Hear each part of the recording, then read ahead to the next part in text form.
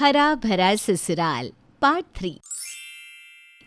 Lily ने गांव में जो कुछ तमाशा किया उसके बाद पूरा परिवार घर आता है।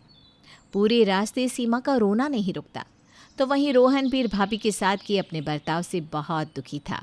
घर आकर, भाभी ये बैग मुझे दे दीजिए, भारी होगा।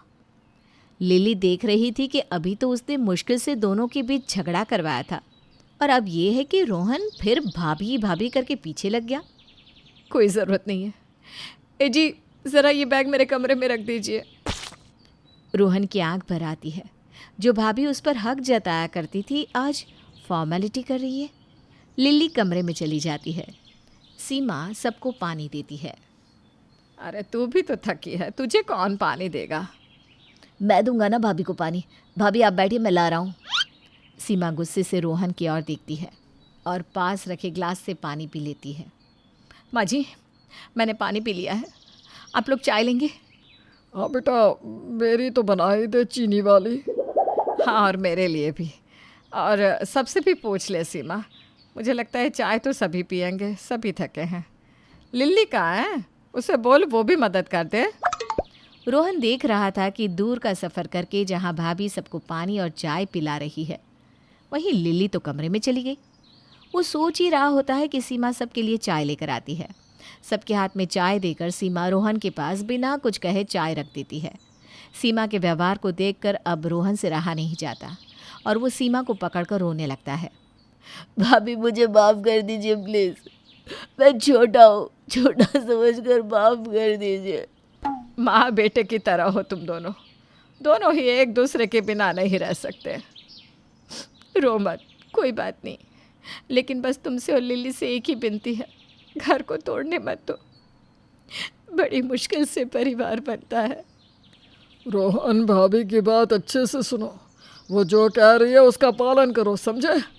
तुम्हारी बीवी को समझाने का काम तुम ही कर सकते हो, ना कि उसके कहने पर घर वालों से लड़ो। घर वाले अभी बात कर ही रहे होते कि जींस टी शर्ट में लिली सबके सामने आती है। हाँ हाँ, और कहिए। अरे अपनी बीवी के बारे में ऐसी बातें सुनते हुए तुम्हें शर्म नहीं आती?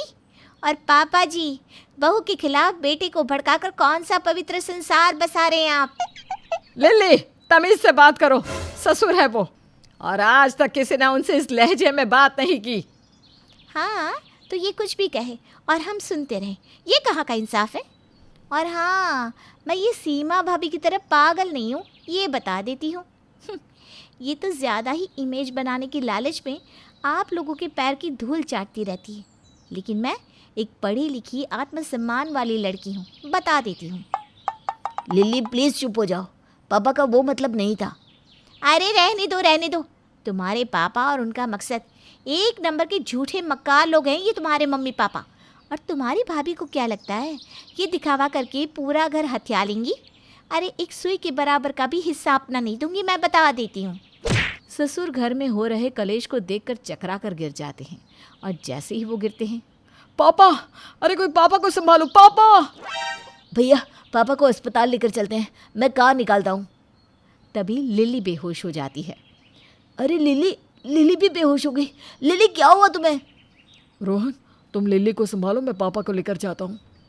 बड़ा भाई पिता को लेकर जैसे तैसे जा रहा होता है कि सीमा की नज़र लिली पर पड़ती है। वो मुस्कुरा रही थी।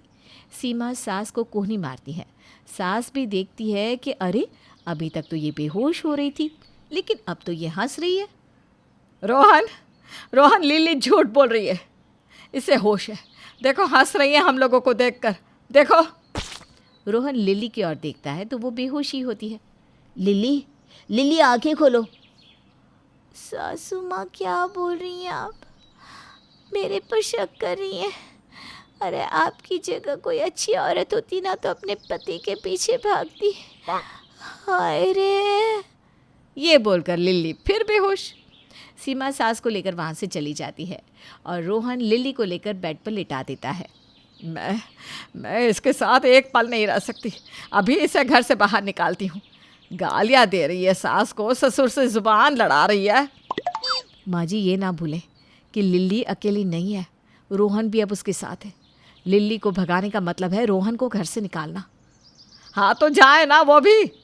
नहीं माँ जी, वो कहाँ जाएगा? उसका ख्याल बच्चों की तरह रखना पड़ता है। लिल्ली तो पागल बना देगी। माँ जी, अपने बेटे की खातिर शांत रहना होगा हम दोनों को। उधर ससुर की तबीयत स्टेबल होती है। वो घर आते हैं। सास और सीमा उनके पास जाते हैं। क्या हुआ था बेटा इनको? माँ, पापा ने कोई बात दिल से लगा ली थी, उन्हें माइनर हार्ट अटैक आया था।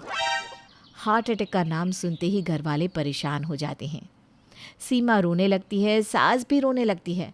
बड़ा भाई दोनों को संभाल रहा होता है कि सारी आवाज़ लिल्ली और रोहन के कमरे तक जाती है। लिली, अगर तुम कुछ ठीक फील कर रही हो तो मैं पापा के पास होकर आता हूँ। न जाने सब क्यों रो रहे हैं, मेरा मन बैठा जा रहा है।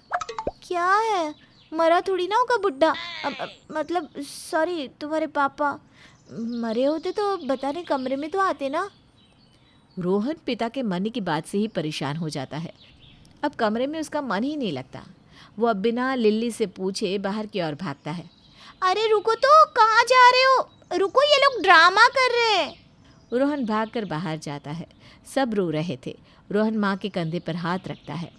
दूर दूर रह मुझसे, मैं कहती हूँ निकल मेरे घर से।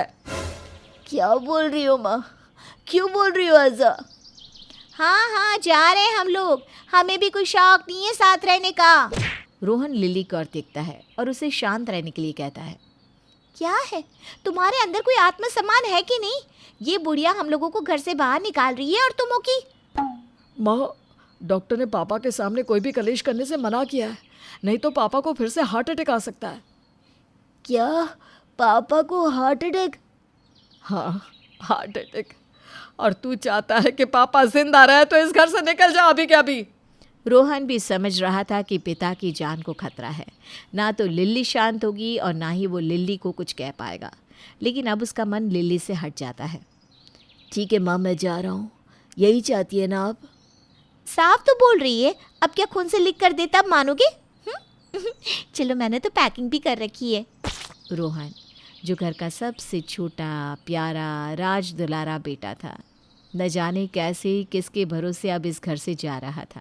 सीमा सास को समझाने की कोशिश भी करती है, लेकिन नहीं सीमा बेटा, पति और बेटे में से मैंने अपने पति को चुना है, जैसे इसने पिता और बीवी में से बीवी को चुना। हाय रे, तो इसमें भी जलन मच गई बुढ़िया। चुप रहो लिली, समझी? जो चाहती थी वो तो हो रहा है ना। एक बेटा अपनी माँ, अपनी भाभी, भाई, पिता सबसे दूर हो रहा है सिर्फ तुम्हारे लिए। और कान खोल कर सुन लो, तुम मुझे मेरे परिवार से अलग तो कर रही हो, लेकिन मेरे साथ सिर्फ मेरा शरीर ही जाएगा। आत्मा मेरी इस परिवार के साथ ही रहेगी।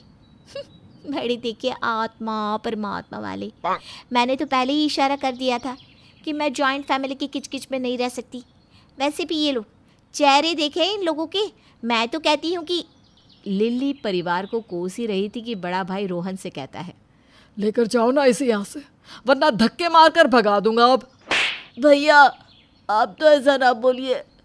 अरे क्यों ना बोले, निकलो, बोला ना निकलो।